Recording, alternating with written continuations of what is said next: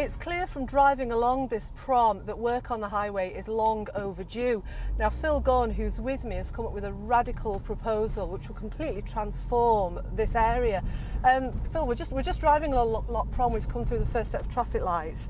What will we see in front of us here? Well, I think we will see quite a markedly different promenade. We will see a promenade without controls like lighting controls, but a much the design of the promenade will be such that people will feel that they need to drive slower. They will need to take much more care about their driving. The principle behind all this is that we want to ensure that everyone gets the best possible use out of the promenade.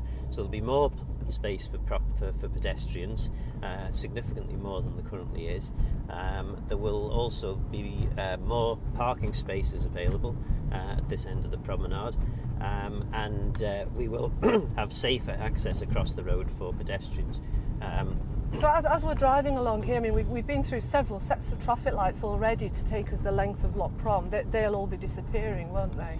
Yes, and I think, you know, I know we've had some concerns expressed to us by primarily off-island support groups for disabled people, particularly blind or partially sighted people. I think a number of these groups haven't actually seen the design of our scheme, but there have been some concerns about these sorts of schemes elsewhere where they've been done.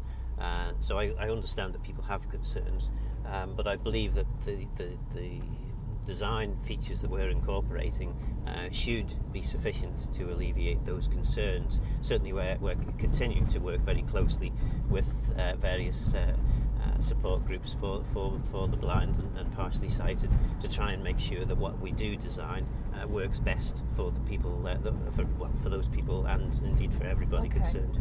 Okay, now as we come up here, we're just passing the Villa Marina and we're coming up to the traffic lights at the bottom of Broadway. This is going to look quite different, isn't it, down here? Yes, again, many people will have spent many a happy hour stuck at these traffic lights where in reality a very large sort of round area will be created if the new scheme gets approval, which will allow people to drive in whichever direction they particularly want to drive. It will be designed in such a way that there are no obvious and direct controls, no lines pointing people in certain directions, no lanes specifying which lane you have to be in and how you must do this, that and the other. But it's designed in such a way that people will naturally want to take care and will naturally try and work with other drivers, other road users. And as we get further down the prom now, we're coming up to the hotels down here in the Castlemona shops. What will we see in this area? Well, this part of the scheme, once we get past the bottom of Broadway, we move on to a less attractive design. It's still going to be a fairly radically different design, but it's not going to have quite the same level of paving and all the other bits that we would perhaps have liked to have included, and that's primarily because we don't have enough money to do that for the full length of the promenade. The actual cost to do the full, absolutely super duper bells and whistles job was something like £27 million, and we've pulled that back to 21.5 million, which was the original amount budgeted for. So as a result of that, we've had to reduce some of the aspects of the scheme. The other important thing, of course, to note is that the tram tracks will be or a single tram track, and that will be effectively at the side of the walkway, and in places it will be actually on the walkway. That again has resulted in some concern, but in the way that we're designing this change, we should end up with more pedestrian space than we've currently got, which I think is a positive of the scheme, which those people who are currently criticising it because of this element possibly haven't recognised, and maybe when the scheme is actually built, assuming it gets permission, they will see a better scheme than perhaps they think. And as we get now, I've just looped round the bottom of Summerhill to come back down, where we've got the tram station on our left-hand side. Is anything going to be happening down here at the very end here? Effectively, this is the end of the scheme, round about this junction. So the tram tracks will be diverted across the road. Where they are diverted across the road will be clearly marked, and that will be the obvious end of the regen works on the promenade. Again, we're talking about £21.5 million scheme. Sounds like an awful lot of money. Indeed, it is an awful lot of money. But there's a huge amount of work required. I mean, you can only tell as we're bumping along the promenade here, this is not just a superficial surfacing job that needs doing. There are major structural problems with the promenade, as we can feel. Absolutely, and that is really underneath the surface. There are weaknesses in the foundations that need to be resolved, and that does cost a lot of money. We're looking at probably between 1 and 2 meters depth at least, that needs to be taken out before we can rebuild the promenade for much of the promenade here.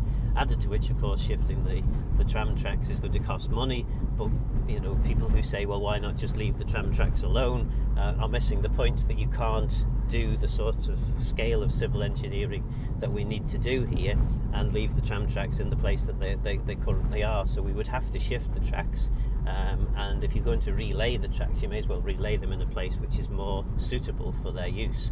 And I certainly know that the people who operate the trams on a day-to-day basis believe that they're more likely to pick up passing trade if they are in a much safer location at the side of the road than they would if they were in the middle of the road as they currently are. So I think there are a lot of positives with this. I'm under no illusions that there will be that inevitably people who will object to the scheme.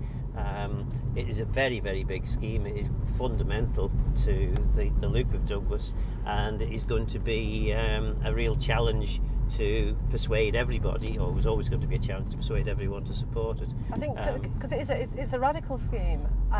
Is there a fear that this might be watered down in some way, because it won't work, will it? I mean, this is an all or nothing, really, isn't it? Yes, if you start watering the scheme down in any way, the sort of thing you would do would be to introduce traffic controls. Once you start doing that, you undermine the whole psychology of the scheme, and the psychology is really quite crucial to this. What the scheme is designed to do is make drivers think that they're driving in a more dangerous space.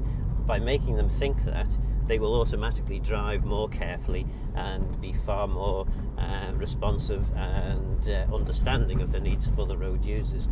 So once you start changing that, even in just a small way, you then end up going back towards a more conventional traffic scheme, in which case you'd have to do a total redesign, which I really hope that we don't have to go back to.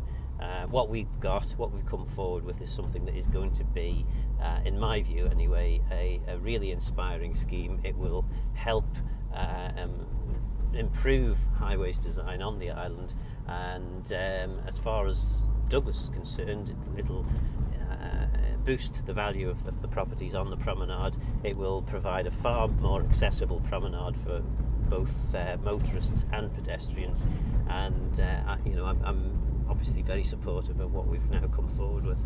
And in terms of the consultation, I think you seem to have made some of the businesses down here a little bit happier than they were with the previous scheme. What's been the general feeling from people? Yeah, we've had really very positive feedback from Chamber of Commerce, retailers, hoteliers, who have thanked us for listening. I mean, there are still some areas where they would like to see things done differently, and some of those areas I think we're going to be able to accommodate in minor changes to the scheme.